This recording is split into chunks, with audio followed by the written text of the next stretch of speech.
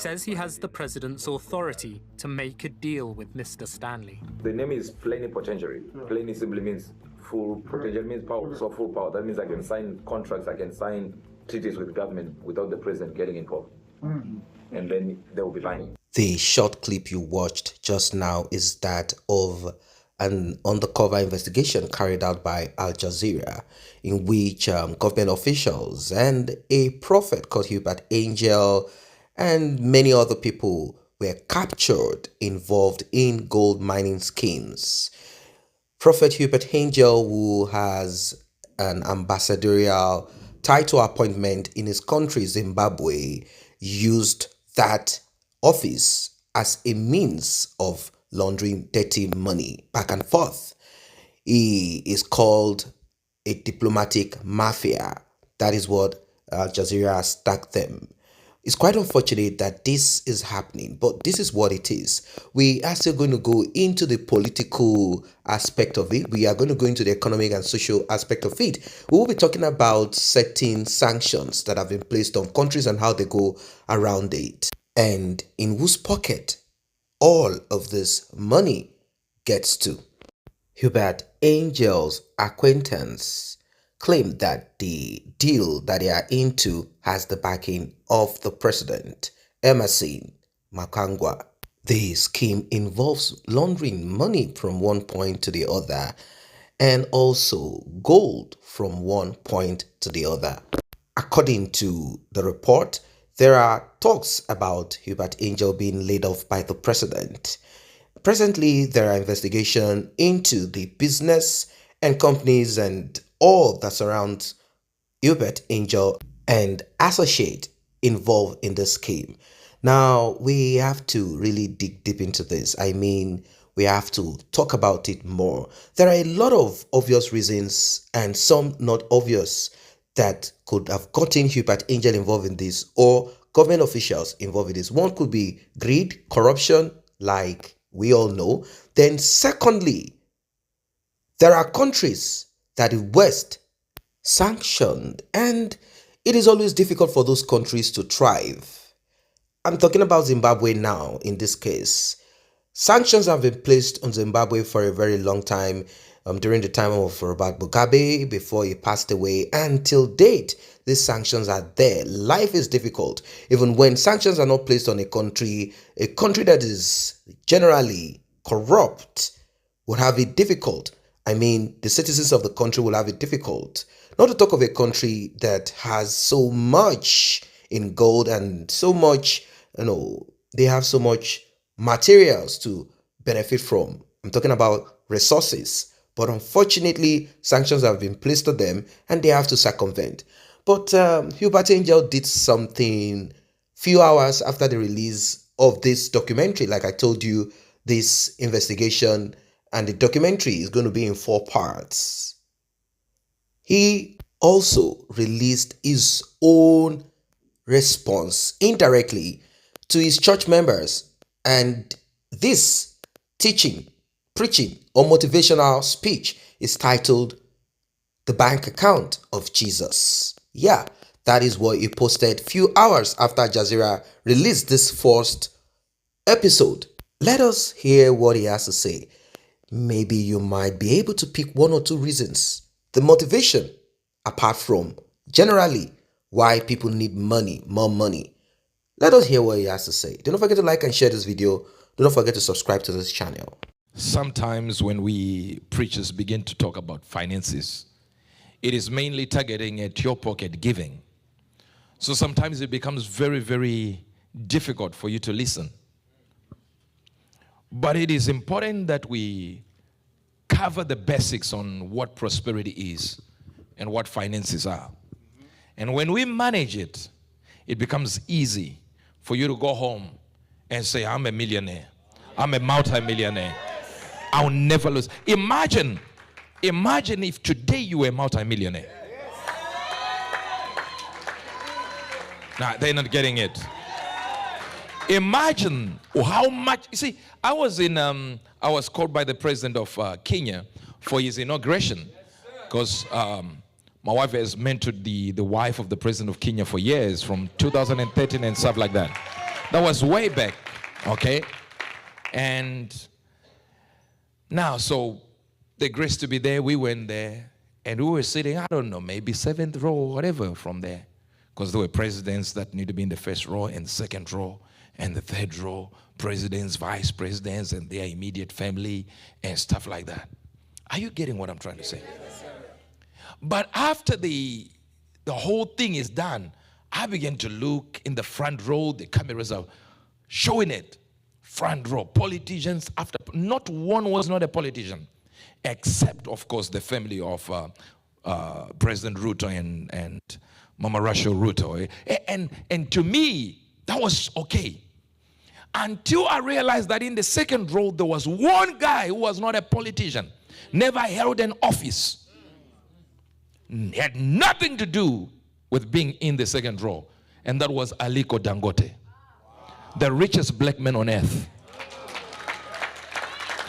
Now, when I saw that, I thought, what got him to stand with the presidents? And the prophet who prophesied the president to be president is in the 7th row. And Dangote is in the 2nd row. He didn't see nothing. Obviously, you understand what he tried saying there, that he has spiritual powers, he prophesied, and the narrative has always been the spiritual controls the physical. Why should I be in the 7th row? That is because I do not have physical cash. I do not have a lot of money. I am not extremely rich. It means money answereth all things. And this probably is what prompted him into trying to get himself involved in what has eventually led to this Aljazeera investigation that linked him up. The question a lot of people want to ask is this: have you been called to be into this kind of business, or you've been called to do the work of God? Some might argue, some might say, in the scriptures, disciples, apostles had other businesses apart from doing God's work. I know that's debatable, but the point is this: what kind of work, what kind of job? We know that these, in quote, transactions that he got himself involved in is kind of backed up because of the sanctions that the West placed on the country that is from. So the country, one way or the other, had to bend, try to bring money into their nation. But unfortunately, that money is not going down to the poor masses. Well, Hubert Angel has more to say, and somehow indirectly is trying to tell people the reason, the motivation behind why he decided to get it for himself. That's just what it is. And he's trying to convince his members. He's trying to, let us use the word, educate them on getting money. Now, a lot of people have said, this is the same reason people get involved in crime. There's always a story behind it. I saw this person driving this. I saw this prophet, pastor, buying an helicopter, private jet. I saw this and that. And I said, I also want to be rich, whatever way it takes. Let us hear what he has to say. Without money, you can't spread. Are you getting this?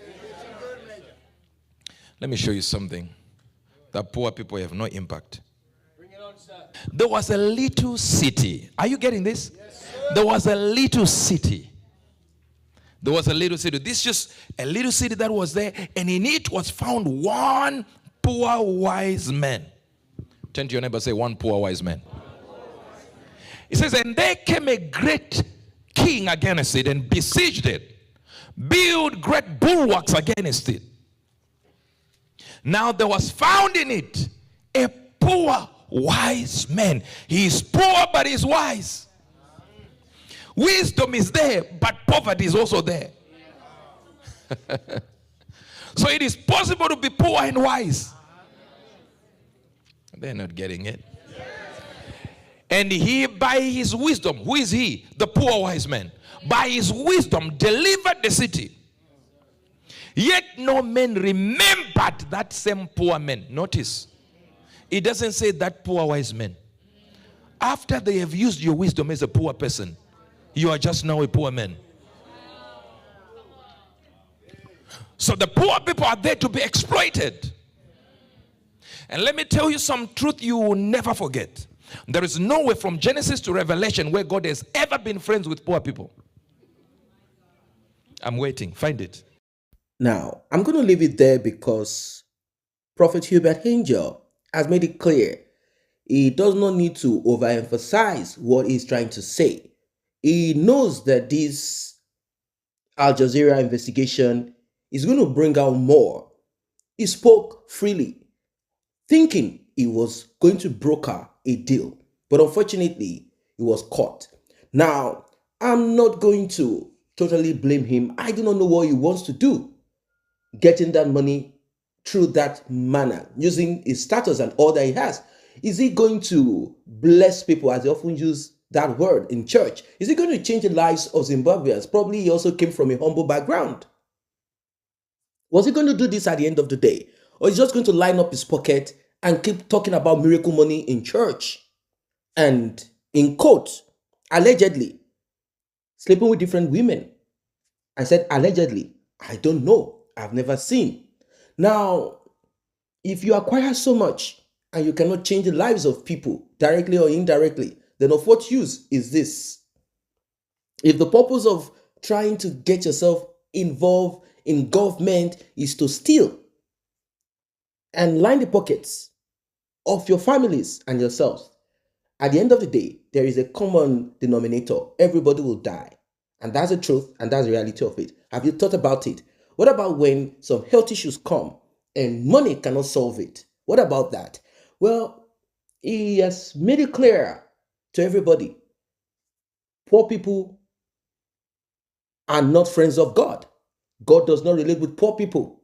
Simple as ABC. He went further to talk about how he went to Israel and how people often misquote the scriptures, misinterpret the Bible, saying Jesus Christ is poor. He said Jesus Christ was never poor. He said Joseph was actually looking for an hotel to lodge in.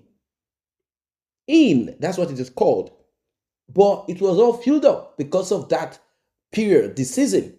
And they eventually had to look for somewhere to lay their bags and quickly. And in fact, he went on saying that God does not want you to be poor. God does not like poor people. He doesn't deal with poor people. And he made references to the Bible. And I want to throw this out to you. Is there a place in the Bible, apart from the story of the poor man and Lazarus, the poor, this and that, is there any part in the Bible that states poor, God, God, poor? Do not forget to like and share this video. Do not forget to subscribe to this channel if you are new here. See you in the next.